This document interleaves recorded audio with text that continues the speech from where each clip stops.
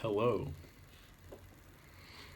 This is day 7 of the vlogs that have been happening, and today was kind of frustrating.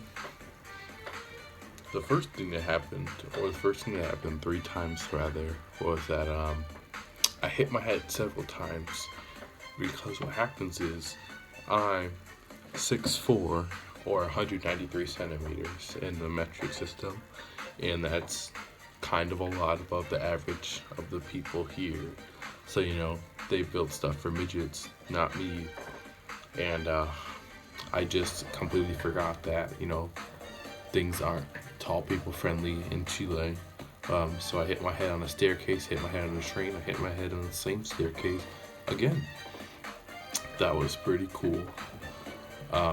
But when I was on the train, it was because I was going to this neighborhood in Chile. It's like the commercial central of places in Chile.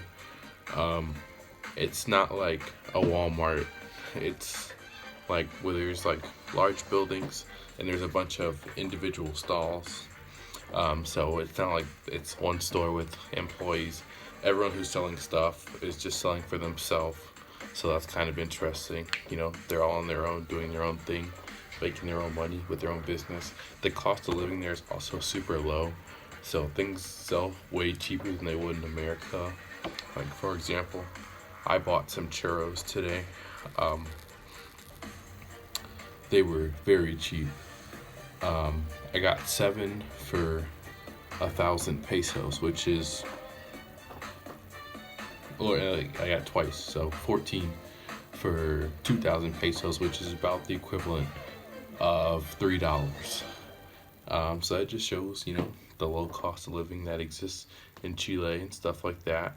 And they had a bunch of performers too, like just, like playing guitar, saxophone, trombone, trumpet. And the difference was, they weren't searching for money. So crazy how that works because, you don't see a street performer in America where, they're not performing for money, they're just there to be there. That was very interesting. They have like neighborhoods for selling things like that, and they have intense honor system. Like they just leave stuff sitting out in like stalls, and just trust that no one takes them. Because in America that would never happen because you'd probably get shot, stabbed, and robbed so quickly you wouldn't see the stuff disappear. But next, we went to the supermarket. It's like Walmart, where they had a huge parking garage for some reason, and the garage was full, and the store's not that big. It's about the size of a normal Walmart. But the difference was, like, how with Walmart they have like 30 cash registers, but only 6 of them are open. This place had the opposite problem, where they had all of the cash registers staffed, but they were not enough. The lines literally went down maybe 30 meters or 100 feet, which was absolutely ridiculous for something like that. Because, if you have a parking garage that takes up the same area as your entire building, then, you might as well have enough stalls for everyone, to get serviced in a good amount of time. But, it is what it is. Next, I went to the host's grandparents' house just, to go to the grandparents' house. Watch the soccer game between Argentina and Colombia. Colombia won 2-0, which was injustice because Argentina deserved to win.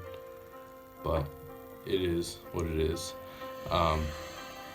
And that was interesting. And lastly, it kind of feels like it's a mental thing. It's like, because I've been here for, it's my 7th day now, and it's like my understanding of Spanish at the start of the trip here, it was like exponential, constantly going up, but now it's like hit a mesa, or plateau, some people call it, where it just like levels off and you feel like you're not learning more. And it's kind of frustrating because it feels like, dang, I've been here for a while and I'm not learning anything as a result of it. But it's like learning any language. Eventually you're gonna hit a point where you're not gonna learn as much anymore. That's how aging works and stuff like that. So yeah, hit my head a bunch of times. Got some really cheap churros. Went to the grandparents' house, watched a sad soccer game, and had a mental thing going on here. That's all. Thank you. Goodbye. Have the day you deserve.